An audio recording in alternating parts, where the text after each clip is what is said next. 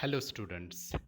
After the analysis of the definitions of novel, the differences between three major literary forms poetry, drama, and novel, and the differences between novel and short story, let us go forward to analyze the reasons for the rise of the novel.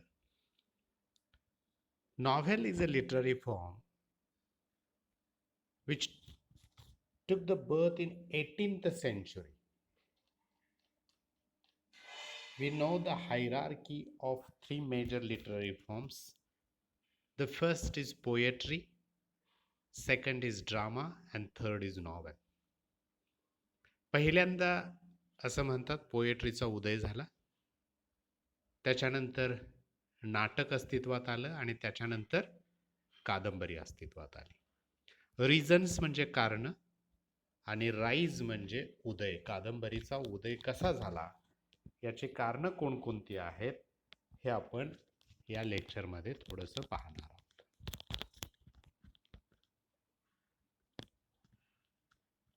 पहिला जो मुद्दा आहे तो मुद्दा आपण प्रथम introduction पाहूया.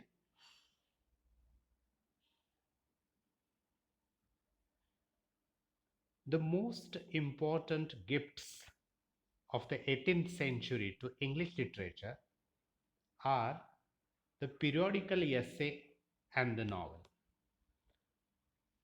हे नॉव्हेल अस्तित्वात येण्या अगोदर छोटे छोटे एसेज, पिरियॉडिकल एसेज, काही ठराविक कालावधीनंतर जे प्रकाशित होतात त्याला पिरियॉडिकल्स असं म्हणतात. म्हणजे उदाहरणार्थ न्यूजपेपर रोज प्रकाशित होतं म्हणून त्याला दैनिक म्हणतात. एक महिन्यानं प्रकाशित होणाऱ्या अंकाला मासिक असं म्हणतात. एका वर्षानंतर प्रकाशित होणाऱ्या एखाद्या अंकाला वार्षिक असं म्हणतात. तर अशा प्रकारचे जे काही पिरियॉडिकल्स होते हे पिरियॉडिकल्स खूप महत्त्वाचे ठरलेले आहेत. Both of them were prose forms and eminently suited the genius of 18th century English men and women. 18व्या शतकातल्या लोकांना जे हवं होतं ते या एसे आणि नॉव्हेलच्या उदयानं दिलेलं होतं. प्रोज लँग्वेज हे कादंबरीचं वैशिष्ट्य आहे. आपण त्याची चर्चा केलेली आहे. आपण एक डेफिनेशन पाहिलेली होती, सुंदर डेफिनेशन पाहिलेली होती. ती डेफिनेशन आठवते का तुम्हाला? Novel is a fictitious prose narrative of considerable length in which characters and actions representative of real life are portrayed in a plot of more or less complexity. आणि या डेफिनेशनच्या सहाय्यानं आपण त्याची वैशिष्ट्ये जी आहेत कादंबरीची त्याची चर्चा केलेली होती. तर प्रोज फॉर्ममध्ये कादंबरी लिहिली जाते आणि 18व्या शतकातील लोकांना विशेष करून इंग्लंडमधल्या 18व्या शतकातील लोकांना ज्या पद्धतीनं गरज होती तशा पद्धतीची गरज या फॉर्मनं पुरवण्याचं काम केलेलं होतं.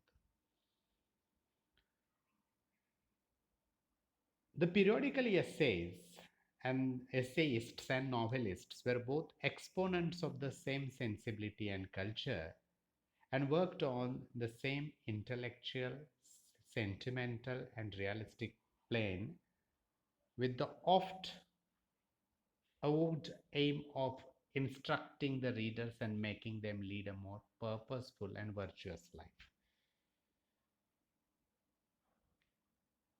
या काळात असणारे जे काही एसेइस्ट होते, या काळात असणारे जे कादंबरीकार तुम्हाला दिसतील ते सेन्सिबल होते. कल्चर त्यांना बऱ्यापैकी चांगलं माहीत होतं, सेंटिमेंटल होते आणि व्हर्च्युअस लाईफ कसं जगावं याचा संदेश त्यांनी या कादंबरीच्या माध्यमातून दिलेला आहे. नाटकांच्या मध्ये तुम्हाला शोकांतिका दिसेल. म्हणजे सर्वसाधारणपणे शेक्सपियरच्या काळातली नाटकं जर आपण काही पाहिली, विशेष करून शेक्सपियरचीच नाटकं जर आपण पाहिली, किंग लिअर, ऑथेल्लो, मॅकबेथ, यासारख्या नाटकांच्या मधला जो हिरो असतो तो त्याचा शेवट वाईट होतो. त्यामुळे शोकांतिका आहेत. कादंबरीमध्ये विशेष करून 18व्या शतकातल्या कादंबरीमध्ये तुम्हाला शोकांतिका आढळणार नाहीत. लाईफ खूप संघर्षाचं आहे. But still the hero, the protagonist, the heroine, all of them win at the end of the story. हे या ठिकाणी सांगण्याचा प्रयत्न केलेला आहे.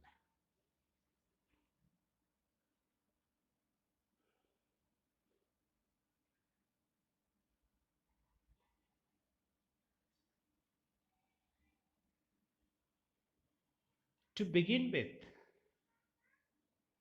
although there are some issues among the critics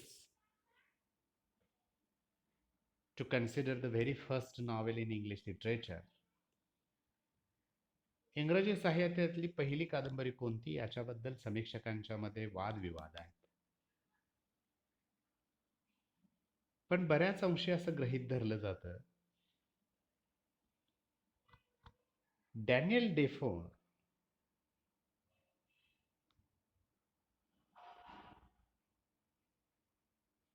DANIEL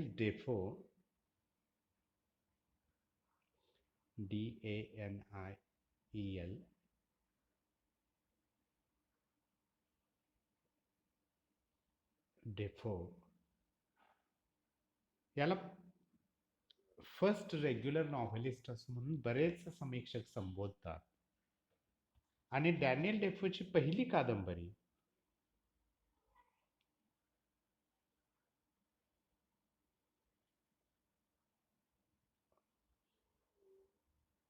Robinson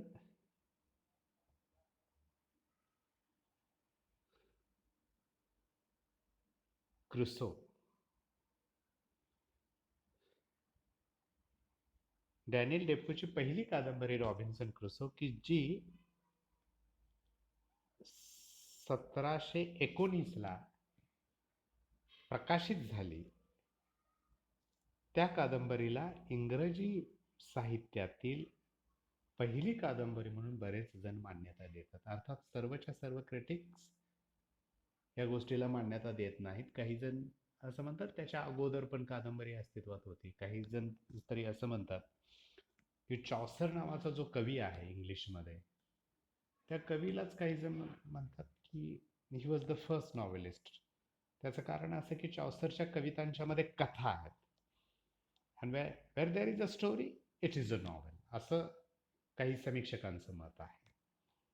अर्थात ते मान्य करणं अवघड होतं, कारण का चॉसरच्या कवितांच्या मध्ये प्रोज लँग्वेज नाही आहे, तिथं व्हर्स लँग्वेज आपल्याला पाहायला मिळते. तर काही समीक्षक असं म्हणतात की